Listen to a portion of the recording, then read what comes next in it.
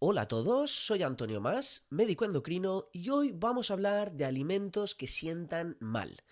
Y no me refiero solo a las famosas intolerancias alimentarias, sino también a alergias, sensibilidades, reacciones tóxicas e incluso enfermedad celíaca. Vamos a poner los puntos sobre las íes y comprender bien cuáles son las diferencias entre estas reacciones adversas a alimentos. ¿Y por qué? Pues porque entenderlas es crucial tanto para hacernos una idea de la gravedad de la situación como para definir el tratamiento adecuado. Como veis, un tema tan complejo como importante. Espero que después del capítulo de hoy quede un poquito más claro. Así que, musiquita chula y empezamos.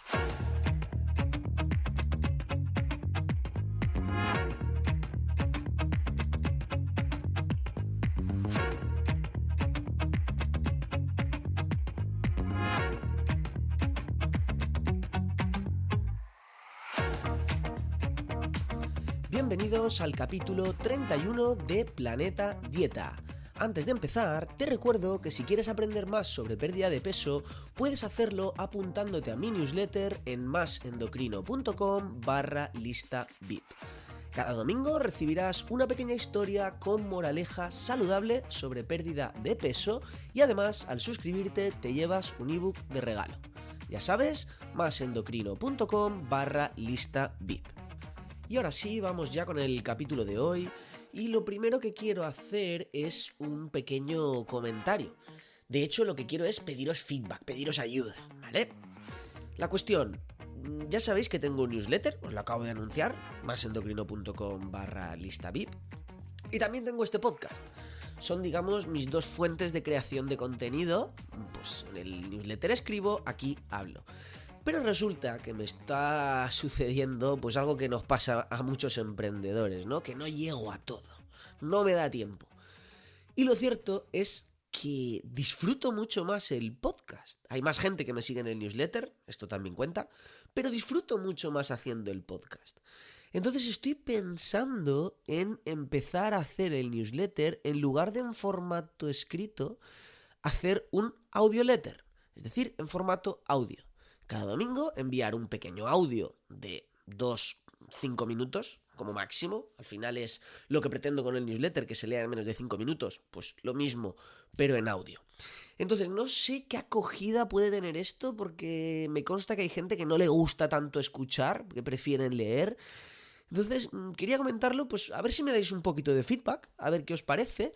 Y yo creo que si tiene buena acogida, pues me pasaré al audioletter. No sé si es una cosa muy original, si haya más gente que lo esté haciendo, pero creo que puede resultar interesante. Para mí, desde luego, creo que me puedo expresar mucho mejor hablando y aportar más valor. Así que bueno, pues me gustaría saber vuestra opinión, a ver qué pensáis. ¿Me cambio al audioletter o sigo con el newsletter?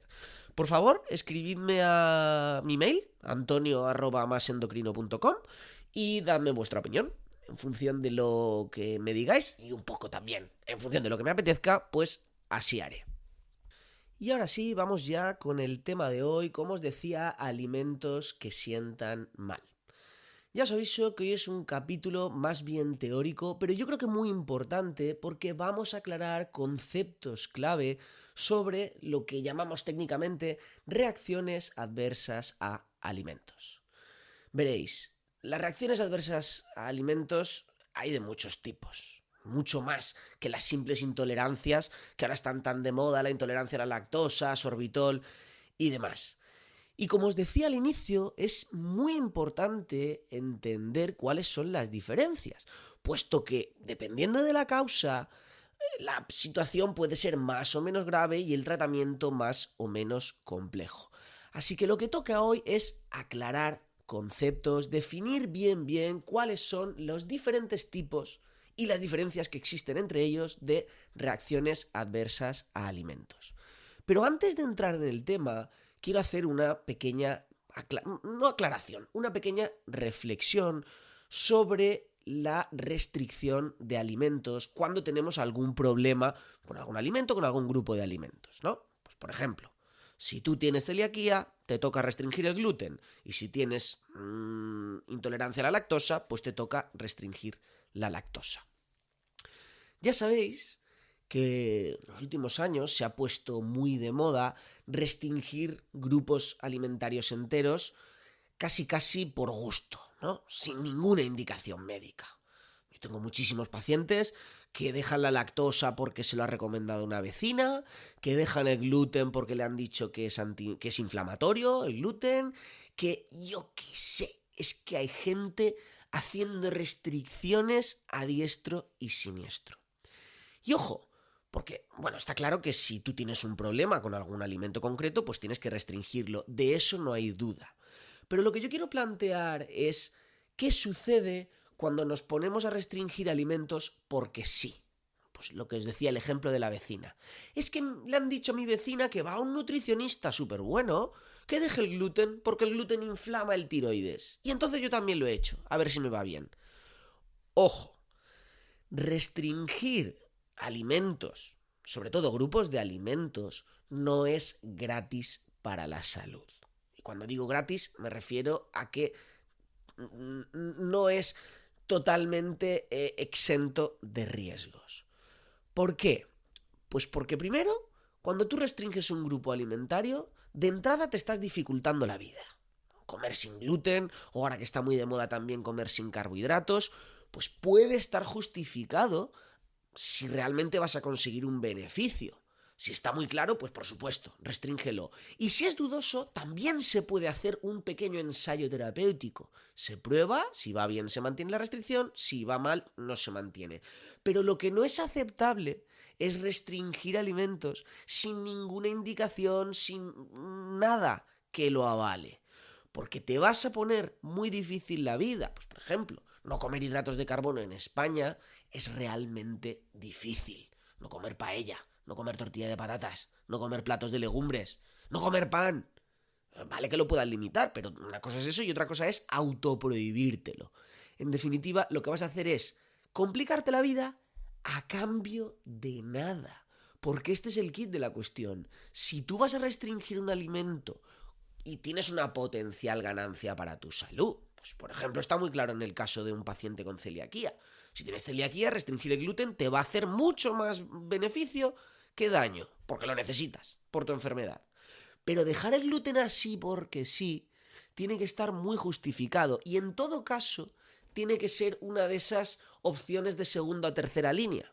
Si te encuentras mal, pues lo primero será ver qué te pasa. Ir a un médico, hacer un estudio correcto y ver que no haya un motivo, pues con cara y ojos. Ostras, es que a lo mejor tienes un intestino irritable. ¿Vas a dejar el gluten porque te lo ha dicho tu vecina antes de estudiarte si tienes un intestino irritable? Desde luego yo no te lo recomendaría. Empieza yendo al médico, viendo a ver si es que existe algún motivo para tu molestia digestiva o lo que sea. Prueba los tratamientos pues con mayor evidencia científica y si no, pues entonces ya hablas con un nutricionista a ver si algún ajuste en la dieta te puede ayudar. Pero es que hay otro concepto importante sobre las restricciones dietéticas. Y es que cuando tú haces una restricción dietética, por ejemplo, sigo con el ejemplo del gluten, aunque tú te enfoques en el gluten, realmente están pasando otras muchas cosas por detrás que tú no ves. Por ejemplo, sabemos que la gente que hace dieta sin gluten automáticamente también está haciendo una dieta baja en fibra y muchas veces también aumentando el consumo de procesados. Porque ahora resulta que hay toda una industria de los productos sin gluten que la mayoría de ellos son procesados. Claro, tú, con toda tu ingenuidad, lo que estás pretendiendo es no comer gluten, pero en realidad no es el único cambio que estás haciendo. Es en el que tú pones el foco, ¿ok? Pero secundariamente estás haciendo otro montón de cambios. Lo mismo que el paciente que deja la lactosa está haciendo seguramente una dieta con menos proteína, con menos calcio. Lo mismo que los pacientes que dejan las legumbres porque no las toleran, pues también están reduciendo su consumo de fibra y otros micronutrientes. Es decir, en nutrición, un cambio siempre lleva aparejado otro montón de cambios. Porque los alimentos no están solos, no tienen un único nutriente, tienen un montón de nutrientes. Entonces, cuando tú cambias poniendo el foco en un nutriente, ojo, porque estás cambiando muchos otros. Y ese cambio también tiene que pesar en la balanza riesgo-beneficio. Es decir, cuando vas a proponerte para hacer una restricción dietética, tienes que estar muy seguro no solo del cambio principal que quieres hacer, sino de todos los cambios secundarios que van a suceder. Valorar si compensa todo el cambio global, no solo dejar el gluten. Que esto muchas veces yo incluso, bueno, no yo, sino a nivel de estudios se pone en duda. Es decir, gente que deja el gluten y de repente le sienta mejor la dieta.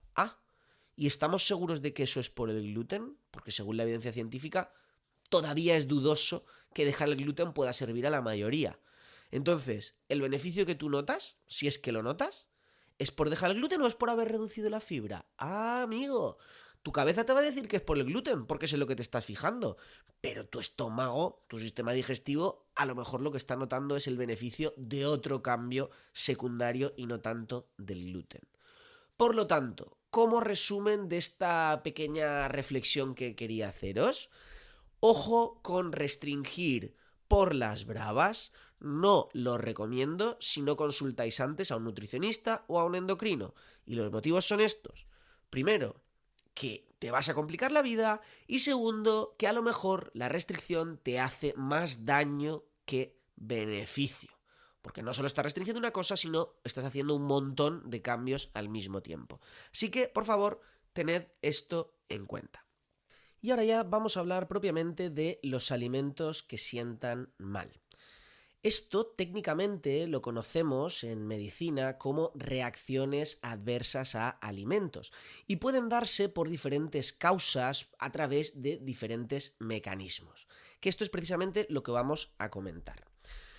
Tengo un esquemita delante que os voy a ir explicando. Intentad visualizarlo como el típico árbol de decisión, ¿no? Una caja grande de la que cuelgan 2 cajitas pequeñas, de cada cajita pequeña cuelgan otras 2 cajitas, ¿vale? Vamos a ir grupo por grupo. Tenemos dentro de las reacciones adversas a alimentos 2 grandes grupos de reacciones. Las reacciones tóxicas alimentarias y las reacciones de hipersensibilidad. Estas son muy fáciles de diferenciar. Las reacciones tóxicas son aquellas que se dan por comer un alimento en mal estado, pues un alimento podrido o una lata en mal estado que tenga bacterias que están fabricando toxina botulínica, que el famoso Botox que se utiliza para las arrugas, pues puede causar una intoxicación alimentaria. Estos son simplemente reacciones en las que el individuo ha tomado un alimento en mal estado. El matiz que lo diferencia de las reacciones de hipersensibilidad, que es el otro gran grupo, es que las reacciones tóxicas no dependen del individuo. Es decir, se tome quien se tome una lata envenenada con Botox, pues va a tener una reacción adversa, porque el problema lo tiene el propio alimento que está en mal estado. Es tóxico, te genera una intoxicación o una infección. Esto lo conocemos como reacciones tóxicas alimentarias. Por otro lado, tenemos las reacciones de hipersensibilidad, que en este caso el problema no depende tanto del alimento en sí como del individuo. El problema es que el individuo es hipersensible a ese alimento concreto. Es decir, es un alimento que a la mayoría de gente le va a sentar bien, pero que a determinadas personas que son susceptibles, que son hipersensibles, les va a sentar mal. Seguimos porque dentro de las reacciones de hipersensibilidad, a su vez, diferenciamos 2 grandes grupos.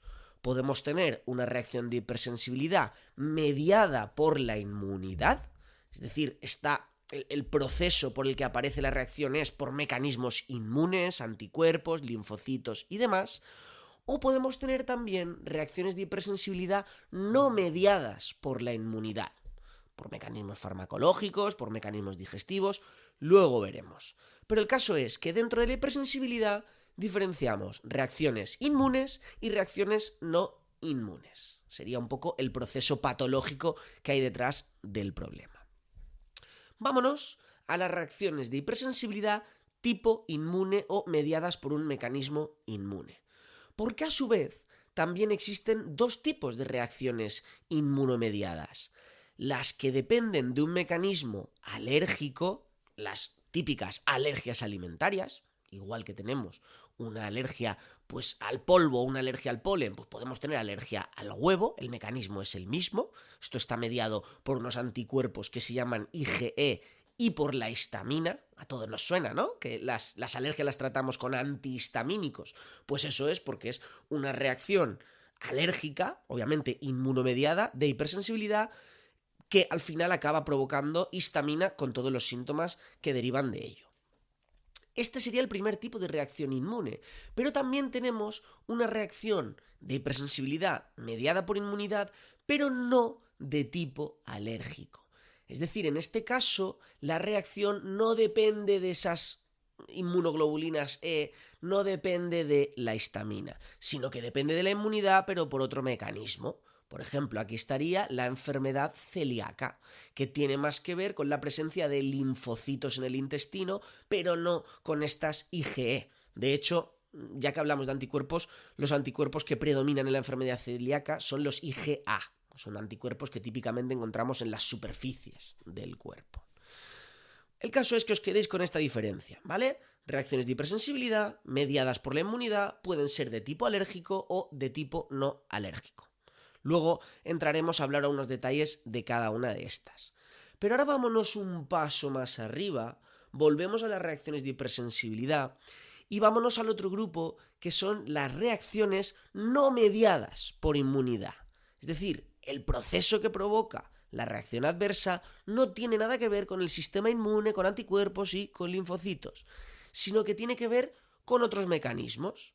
Por ejemplo, existen reacciones de hipersensibilidad de tipo sensibilidad alimentaria. Seguro que os suena la famosa sensibilidad al gluten. También entraría dentro de este grupo de reacciones las famosas intolerancias alimentarias. Intolerancia a la lactosa, a la fructosa, al sorbitol. Son reacciones de hipersensibilidad porque dependen del individuo, pero no están mediadas por la inmunidad. Porque, por ejemplo, la intolerancia a la lactosa, el mecanismo que hay detrás suele ser o genético, o a veces también farmacológico, o incluso simplemente funcional.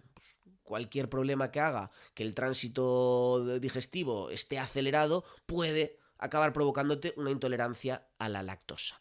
Incluso también hay reacciones de hipersensibilidad de tipo psicológico.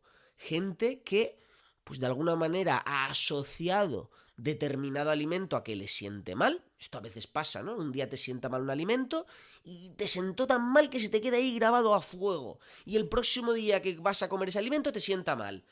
Ahí no hay ningún mecanismo detrás. Ahí hay un mecanismo psicológico.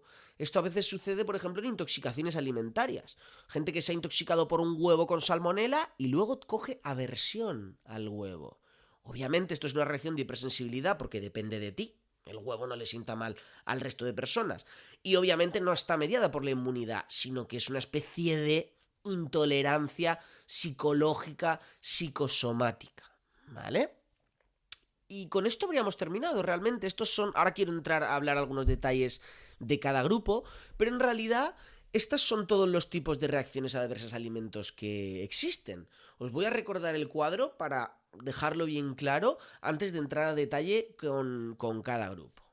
Os recuerdo, tenemos reacciones adversas a alimentos de dos tipos. Reacciones tóxicas, que dependen de un alimento en mal estado, o reacciones de hipersensibilidad, que suceden en individuos susceptibles. Dentro de las reacciones de hipersensibilidad tenemos de dos tipos: las reacciones mediadas por la inmunidad y las reacciones no mediadas por la inmunidad. Dentro de las reacciones mediadas por la inmunidad pueden haber además reacciones por dos mecanismos: mecanismos alérgicos, IgE e histamina, o mecanismos no alérgicos, típicamente la enfermedad celíaca. Y dentro del otro grupo de reacciones de hipersensibilidad, que son las mediadas por otros mecanismos no inmunes, tenemos las intolerancias digestivas, las reacciones psicológicas y las sensibilidades alimentarias. Espero que con esto quede un poquito más claro lo que es la panorámica de las reacciones adversas, aunque creo que lo que voy a hacer va a ser colgar en la web del podcast, voy a colgar un pequeño esquemita, el esquema que tengo yo delante, para que lo visualicéis, porque es verdad que viéndolo en directo es mucho más fácil de entender que simplemente hablado. Pero bueno, yo creo que se entiende, así que lo que vamos a hacer ahora va a ser dar dos conceptos clave para entender cuál es la importancia de cada una de estas reacciones adversas a alimentos. Vamos a centrarnos exclusivamente en las reacciones de hipersensibilidad, puesto que el otro gran grupo, las reacciones tóxicas, pues realmente hay poco que decir. No comas alimentos en mal estado y ya está. Pero dentro de las reacciones de hipersensibilidad sí que hay más tela que cortar, porque dependiendo de un tipo u otro, el tratamiento y la magnitud de la tragedia es bastante diferente.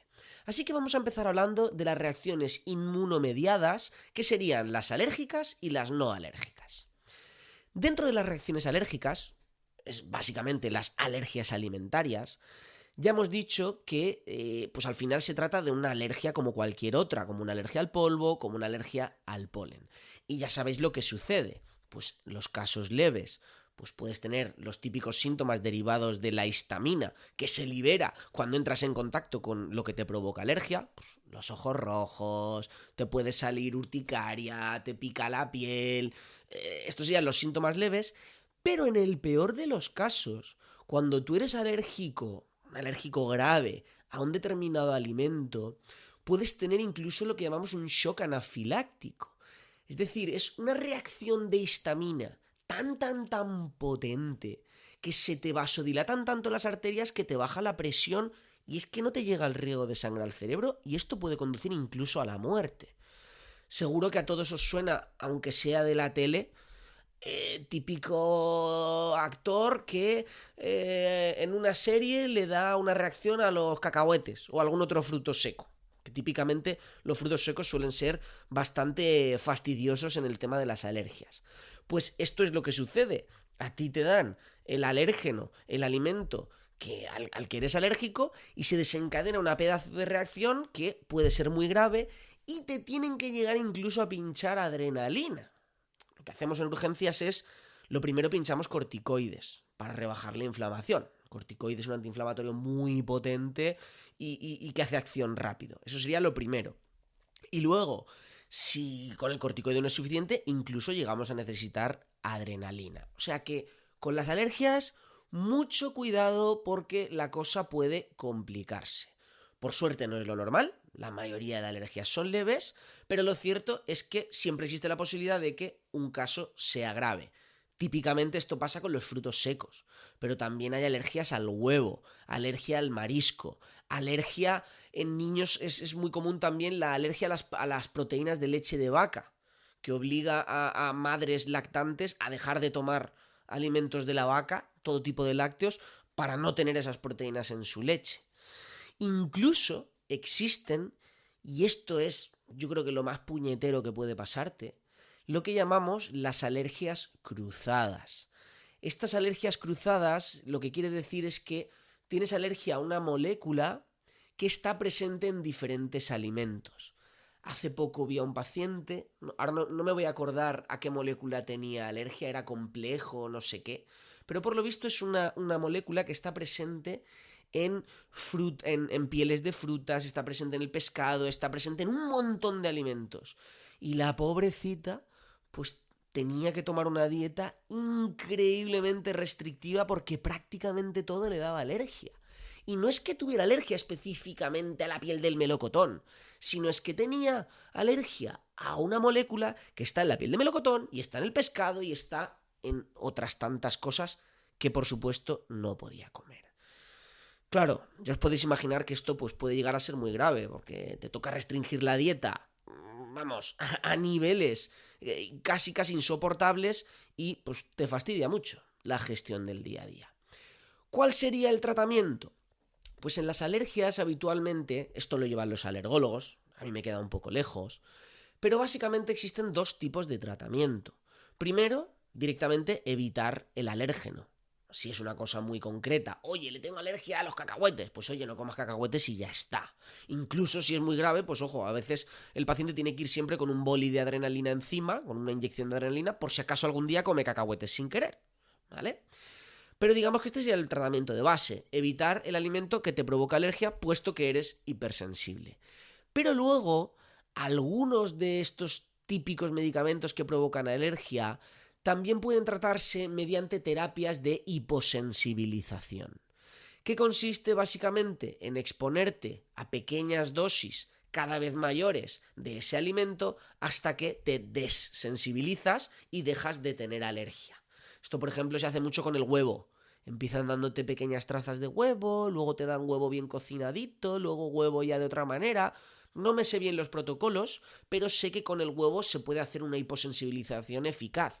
De manera que, al exponerte a dosis cada vez más grandes en un entorno controlado, ojo, esto lo hacen los alergólogos en el hospital, al final lo que se consigue es que dejes de ser alérgico, ¿vale? Nada, con esto acabo con el tema de las alergias. Que os quede claro eso. La reacción depende del individuo, puede llegar a ser muy grave y el tratamiento es evitarlas y o llevar un boli de rescate de adrenalina si es que te han dado alergias graves. De entrada no hace falta, pero si tienes un antecedente de un shock anafiláctico, pues asegúrate que llevas tu boli encima. Y la opción de tratamiento alternativa es la terapia de hiposensibilización para eliminar de raíz la alergia. Por desgracia no sirve para todo tipo de alergias, pero hay muchas en las que sí, así que si es tu caso yo te recomiendo que consultes con un alergólogo. Y vamos ahora a hablar del segundo tipo de reacciones de hipersensibilidad inmune, que sería las no mediadas por IgE, es decir, las reacciones que no son de tipo alérgico. Aquí la enfermedad paradigmática inmune no alérgica sería la enfermedad celíaca. Ya sé que a veces decimos que es una alergia al gluten, pero lo cierto es que no tiene nada que ver con una alergia, es otro mecanismo completamente diferente y tanto el tratamiento como las consecuencias obviamente son diferentes. Os cuento. La enfermedad celíaca es una hipersensibilidad al gluten, sobre todo a nivel digestivo, o mejor dicho, los síntomas sobre todo son a nivel digestivos, pero realmente puede haber una afectación completamente sistémica, incluso afectar a la piel, afectar a, un montón de tejidos y sistemas. El caso es que lo que sucede con la celiaquía es que cuando tomas gluten aparece una inflamación a nivel intestinal. Todo tu intestino se rodea de linfocitos, fabricando anticuerpos y provocando inflamación, que finalmente acaba por destruir toda la capa superficial del intestino, toda la mucosa que está destinada a absorber los nutrientes en la digestión. Por tanto, lo que sucede es que poco a poco, con el paso del tiempo, si te mantienes expuesto al gluten, destruyes tu intestino. El intestino deja de funcionar correctamente y empiezas a mal absorber los nutrientes, con lo cual con el paso del tiempo acabas teniendo déficits nutricionales. Pues te falta hierro, te falta calcio, te falta magnesio, te faltan vitaminas y todo ello deriva de que tu intestino no funciona correctamente porque está inflamado a causa del gluten.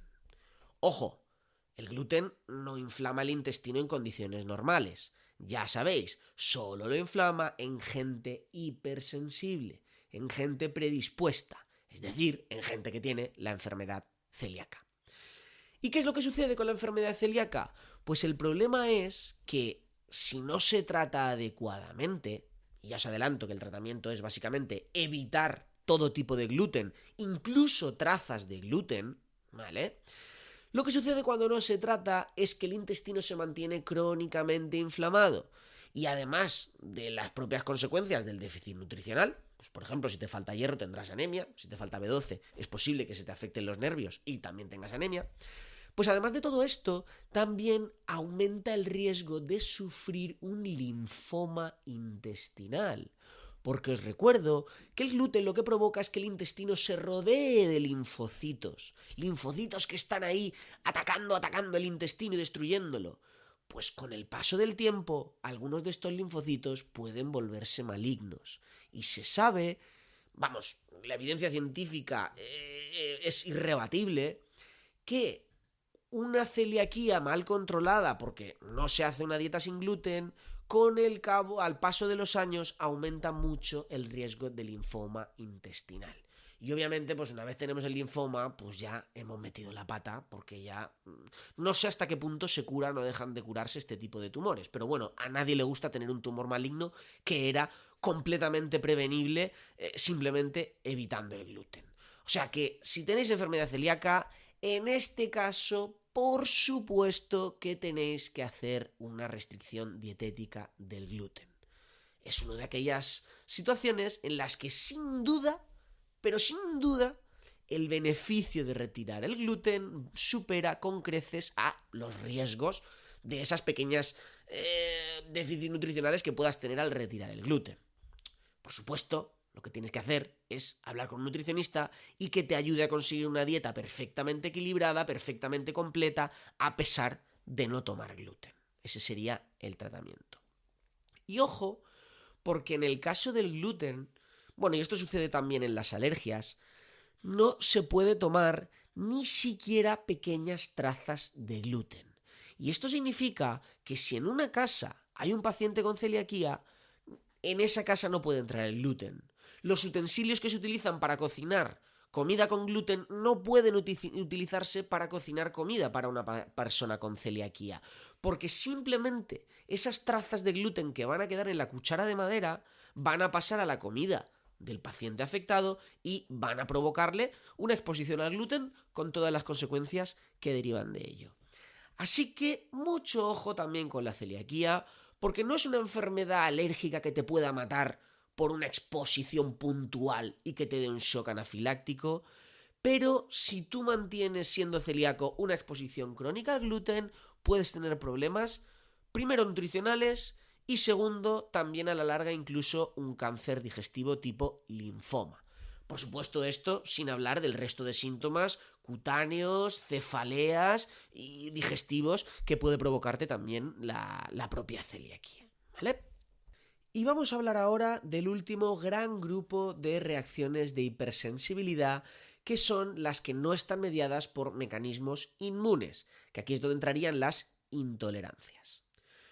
Ya sabéis, típicas intolerancias, pues la lactosa, fructosa y sorbitol. También había intolerancia psicológica o incluso sensibilidades, que ahora veremos qué es cada una de estas cosas. Empiezo por las intolerancias. Las intolerancias se trata de un problema puramente digestivo. Al contrario que una alergia que provoca síntomas sistémicos o una celiaquía, las dos son mediadas por inmunidad, que también pueden provocar síntomas sistémicos, las intolerancias son un problema puramente digestivo y que por tanto provoca síntomas puramente digestivos. Obviamente si tienes una intolerancia muy grave y te encuentras muy mal y estás vomitando, pues tendrás otro tipo de síntomas, molestia por otro lado, pero digamos que el síntoma inicial es puramente digestivo. ¿Y cuál es el mecanismo que hay detrás de la intolerancia? Pues veréis, hay unas moléculas llamadas disacáridos, como por ejemplo la lactosa, que son azúcares compuestos por dos tipos de azúcares juntos. Por ejemplo, la lactosa está compuesta por una molécula de glucosa y una molécula de galactosa, pero están unidas. Y para poder absorberlas, la superficie del intestino tiene unas proteínas, unas enzimas llamadas disacaridasas, que lo que hacen es que rompen esa lactosa en dos, la dividen en los dos azúcares que la componen para poder absorberlos. Claro, cuando falla este sistema enzimático que tiene que romper la lactosa, no podemos absorberla.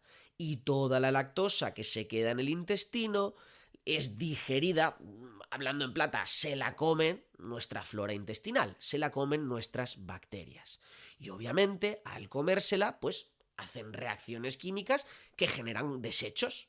Por ejemplo, cuando las bacterias se comen la lactosa, pues generan hidrógeno, ese hidrógeno hace que se atrape agua en el intestino, y este es el problema por el que aparecen gases, aparece diarrea. Porque lo que está pasando es que toda la lactosa que tú no absorbes se la están comiendo tus bacterias y por tanto llenándote el intestino de desechos que te están molestando. Tened en cuenta que de una forma o de otra, al final todos somos intolerantes. El tema, la cuestión es que esto es una cuestión de magnitud. Me explico. Si tú te tomas 5 gramos de lactosa y te sienta mal, está muy claro que eres intolerante porque no puedes comerte ni un vaso de leche, ¿vale? Pero yo, por ejemplo, que no soy intolerante a la lactosa. ¿Qué pasaría si me tomara 500 gramos de lactosa? Pues que por mucho que mi intestino funcione perfectamente para digerir lactosa, no va a poder digerir 500 gramos de lactosa de golpe, con lo cual voy a acabar teniendo síntomas propios de intolerancia a la lactosa. ¿Diríais que yo soy intolerante? Pues en la práctica no, porque yo nunca voy a comer 500 gramos de lactosa, pero en teoría sí que podría llegar a ser intolerante, porque es, como os decía, una cuestión de magnitud. Todos toleramos hasta cierto punto de lactosa o de fructosa o de sorbitol, y por encima de eso pues nos sienta mal porque no tenemos la capacidad de digerirlo. Claro, cuando toleras muy poquita cantidad, tan poca cantidad que ni siquiera toleras una dieta normal, pues es cuando decimos que eres intolerante. Y cuando toleras cantidades normales, pues es cuando en la práctica no eres intolerante, porque prácticamente puedes comer lo que te dé la gana que no lo vas a notar. Esto hay un fenómeno muy típico que me pasa a mí, por cierto, como amante de las chucherías, aunque ahora hace tiempo que no como, pero me gustan mucho las famosas chuches, las gominolas. Pues, claro, las gominolas están hasta arriba de fructosa, sacarosa, no sé ni lo que llevan un montón de azúcares. Claro, ¿qué es lo que sucede cuando yo me gasto 5 euros en chucherías y me las como de golpe? ¿Que me duele la barriga? Obviamente, es un síntoma de que mi tubo digestivo no está pudiendo digerir toda esa cantidad de disacáridos que me acabo de meter en el cuerpo. ¿Diríais que soy intolerante? Hombre, 2 chucherías me como y no me pasa nada, pero si te comes 50, pues tienes síntomas de intolerancia. Pero yo no diría que soy intolerante, lo que soy es un cafre que me he puesto hasta arriba de chuches, ¿vale? Os explico esto para que entendáis que al final, pues esto, la intolerancia realmente es una cuestión de grado. La parte mala es que si eres muy intolerante y toleras muy pocas cantidades, pues que realmente sí puede repercutir en tu dieta. Por ejemplo, lo que decíamos, te sienta mal la lactosa, dejas de beber leche y automáticamente sin querer reduces la cantidad de calcio de su dieta. Por lo tanto, volvemos a lo de siempre. Si tienes síntomas de intolerancia, que básicamente esto da síntomas de molestias en la barriga, hinchazón abdominal, diarrea, en un caso extremo puede dar náuseas y vómitos. Si tienes estos síntomas, antes de restringir la dieta y asumir las consecuencias, lo primero, ves a un médico digestólogo o a tu médico de cabecera, que te estudie a ver el origen del problema cuál es. Y si realmente lo que tienes es una intolerancia, pues entonces sí que estaría justificado hacer la restricción. Pero si no, yo no te recomiendo que empieces restringiendo alimentos a las bravas. Esto lo hace cada día más gente y realmente no sabemos cuáles son las consecuencias. Pero eso es un problema, desde luego, porque vete tú a saber si al final restringir lactosa cuando no tienes nada que ganar, al final puede ser peor el remedio que la enfermedad. Y lo mismo sucedería con la fructosa y el sorbitol. Si tienes síntomas digestivos, tienes que pasar por un proceso diagnóstico y si finalmente se diagnostica una intolerancia, pues entonces hacer una dieta restringiendo ese alimento concreto, ese nutriente concreto, pero no lo hagas a las bravas.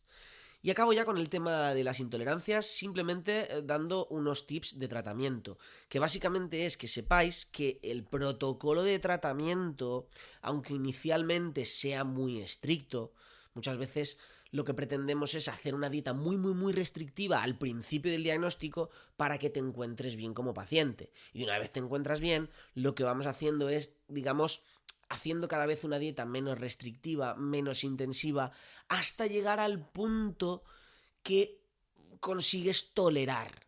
La idea no es solo quitar, porque eso complica mucho la vida, sino empezamos quitando, pero luego vamos reintroduciendo progresivamente hasta que lleguemos al umbral máximo que toleras.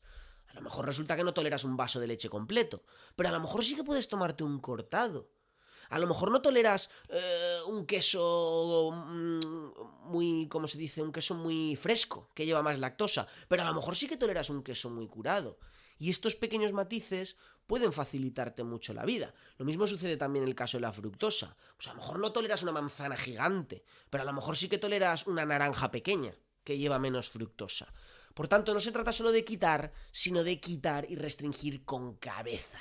en un contexto de un protocolo reglado que te permita no solo aliviar los síntomas, sino aliviar los síntomas minimizando las posibles consecuencias de la restricción. Y eso es, no pasarse restringiendo y hacerlo idealmente acompañado de un profesional. Y para acabar, vamos a ver rápidamente dos otros tipos de reacciones adversas a alimentos que nos quedan. La primera entraría también dentro del grupo de reacciones de hipersensibilidad no mediadas por la inmunidad. Son relativamente similares a las intolerancias, que serían las sensibilidades.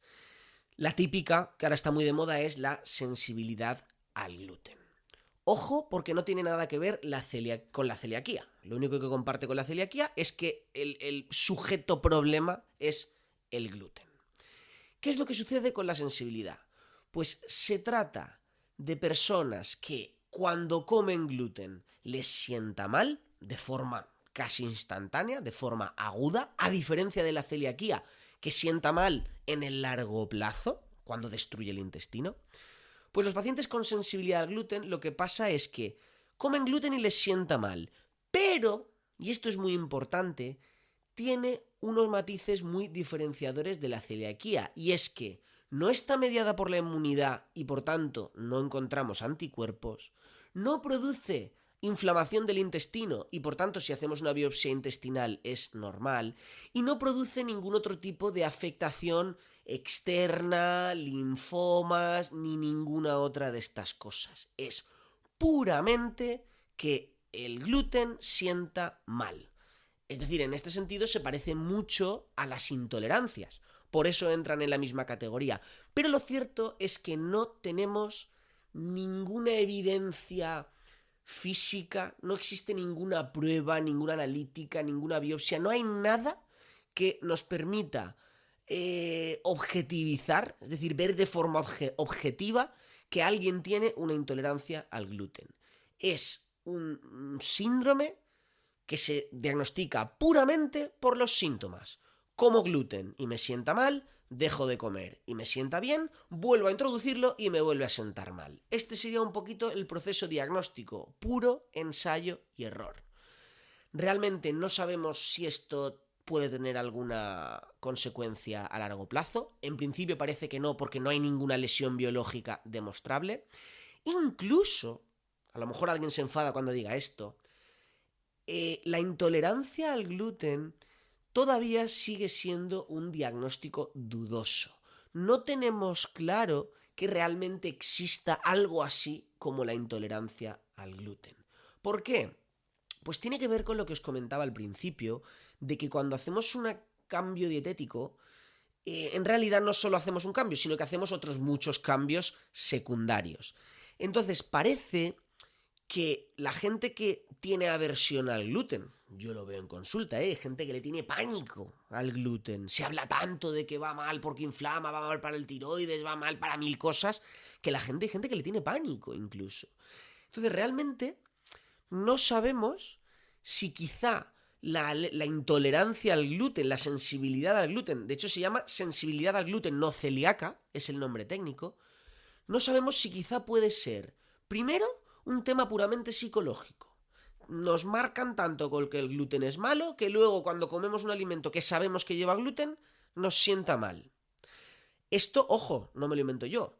Esto sale de un estudio que hay por ahí muy famoso que demostró que había gente que le sentaba mal el gluten cuando sabía que comía gluten. Y cuando les dábamos alimentos enmascarados sin gluten, entonces no les sentaba mal. Ojo, porque puede ser incluso un tema psicológico. Y luego la otra teoría que hay detrás es que realmente pueda ser una especie de intolerancia digestiva o un síndrome del intestino irritable, que ahora comentaremos qué es. Básicamente es que el intestino es sensible y puede ser que cuando la gente deja de comer gluten, como automáticamente sin querer también disminuye fibra, les sienta mejor la dieta. Entonces la gente piensa que lo que le está sentando bien es dejar el gluten, pero en realidad lo que le está sentando bien es que al dejar el gluten lo que ha hecho también es reducir la fibra, ¿vale? Entonces, claro, esto es lo que os comentaba al principio. Tú te enfocas en el gluten, el problema es el gluten, lo dejo, ya. Pero es que a lo mejor el beneficio de dejar el gluten es la reducción de fibra. Y esto, pues, te vendría muy bien saberlo, porque se puede hacer una dieta con gluten y con fibra baja que te va a sentar muy bien sin hacer restricciones que no necesitas. Restricciones que pues están mediadas por un tema psicológico, por un rollo que has aprendido, mal aprendido, o incluso porque realmente el problema es otro. Tienes un problema con la fibra, como sucede en el intestino irritable, y te has confundido y piensas que el problema era con el gluten, con lo cual vas a redefinir toda tu dieta, complicarte muchísimo la vida, cuando en realidad no estás acertando en la solución, sino que simplemente estás llevándote el beneficio de rebote. Nada más, tampoco voy a hablar mucho más sobre la sensibilidad al gluten no celíaca, es un tema difícil. Yo admito que he visto en consulta gente que realmente le sienta mal y que mejora al dejarlo. Sigo con las dudas que os he transmitido. Pues yo no sé si es por la fibra, yo no sé si es psicológico, si es que no lo sabemos. Y cuando digo yo, es que es un tema que me he revisado, la evidencia que hay detrás, y no es que no lo sepa yo, es que no lo sabemos todavía a nivel científico. Puede ser que exista algo por ahí que no conozcamos, puede ser que realmente sea todo psicológico, puede ser alguna alteración dietética que hacemos, una modificación que pasa desapercibida, no lo sabemos. Lo que está claro es que la sensibilidad al gluten no celíaca no es celiaquía, por lo tanto no es tan imprescindible dejar el gluten y no tiene esos efectos adversos, esas consecuencias tan importantes a largo plazo. Y ahora sí, para acabar, ya hemos acabado, por cierto, con todos los tipos de reacciones alérgicas que os quería transmitir, pero no puedo despedir el programa sin hacer, aunque sea un breve comentario, sobre el síndrome del intestino irritable, que también es algo que veo mucho en consulta y que realmente no es propiamente una reacción adversa a alimento, porque no es a ningún alimento concreto, sino que es una reacción adversa en general a la alimentación. De nuevo, tampoco sabemos de dónde viene exactamente este síndrome, pero son pacientes que les sienta mal muchísima variedad de comida. Muchas veces les sienta mal la comida con más fibra o la comida así más difícil de digerir, pues picante, alcohol, cosas muy especiadas, grandes cantidades. Realmente no sabemos cuál es el problema y a mí me gusta definirlo de una forma un tanto casera, pero para que lo entiendan mis pacientes, que es una especie de sensibilidad intestinal. Pues como el que tiene los ojos sensibles y cuando le da mucho sol enseguida le pican, o el que tiene la piel sensible y en cuanto hace calor pues le sale un eritema, pues hay gente que tiene el intestino sensible y hay mucha comida que le sienta mal. Típicamente, una característica que utilizamos para matizar el diagnóstico del síndrome del intestino irritable, mal llamado colon irritable, es que tiene que haber un criterio de que los síntomas mejoren o empeoren al comer o al ir de vientre. Hablando en cristiano, al cagar, ¿vale? Que parece que cuesta decirlo, no. Muchas veces estos pacientes notan que empeoran al comer, se les hincha la barriga, tienen gases, un montón de molestias y mejoran al cagar. Esto sería, digamos, lo más característico del síndrome del intestino irritable. También es muy característico que cursa a brotes. Pues a veces un alimento sienta bien, otras veces mal. A veces durante esta época pues todo me sienta mal y luego durante otra época todo me sienta bien. Y de hecho parece que estos brotes pueden coincidir muchas veces con el malestar psicológico. Sabemos que gente cuando está pasando una época de estrés, pues estoy en exámenes, estoy con un pico de trabajo, muchas veces empeora. Y por contra, cuando nos vamos de vacaciones y estamos más tranquilitos, muchas veces mejora. Por tanto, ya podéis deducir que también tenemos dudas de hasta qué punto el intestino irritable puede tener también mucha relación con aspectos psicológicos. De hecho, se asocia, sabemos que al intestino irritable se asocian otro tipo de síndromes psicosomáticos o con molestias en las que al menos influye la psicología. Pues fatiga crónica, fibromialgia, dolor pélvico crónico. La lista es interminable, ¿eh? O sea, me lo revisé hace poco. La lista de asociaciones al intestino irritable es interminable. Y todo va en esa línea de enfermedades que tienen muchos síntomas inespecíficos y que molestan mucho, pero que biológicamente no somos capaces de detectar dónde está el problema. Es decir, es un conjunto de síntomas, psicología, bueno, difícil de definir, Desgraciadamente hay pacientes que lo pasan muy mal con esto y desgraciadamente también pues tenemos pocas cosas para tratarlo. Ahora está muy de moda para tratar el intestino irritable la dieta baja en FODMAP, que básicamente es una dieta baja en productos fermentables. FODMAP significa oligosacáridos fermentables, básicamente. Pues lo que hacemos es eliminar todos los nutrientes fermentables para, digamos, dejar ese intestino que trabaje más tranquilito, como es sensible, que se relaje un poco y que no dé la lata. Esto no entraría dentro de las reacciones alérgicas alimentarias, pero sí que entraría dentro de los posibles diagnósticos cuando uno tiene molestias digestivas. Es decir, si te duele la barriga habitualmente cuando comes, pues lo que tienes que hacer es ir al digestólogo para que te estudie si tienes una celiaquía, si tienes un síndrome de intestino irritable, si tienes una alergia, si tienes una intolerancia o pues otras tantas causas que existen y que a veces tampoco tienen por qué estar relacionadas con la comida.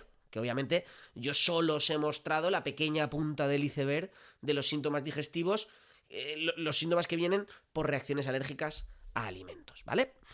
Y nada más, compañeros, me he pasado bastante del tiempo, llevamos 50 minutos, no me gusta pasarme de los 40, pero bueno, era un tema complejo que yo creo que merecía la pena profundizar. Espero que os haya sido útil y que tengáis un poquito más claro pues todo esto de las reacciones adversas a alimentos. Así que nada más, esto ha sido todo por hoy. Si te ha gustado y quieres ayudarme, ya sabes que puedes hacerlo dejándome una valoración de 5 estrellas o un comentario positivo en tu plataforma de podcasting favorita. Muchísimas gracias por escuchar y hasta la próxima. Un abrazo.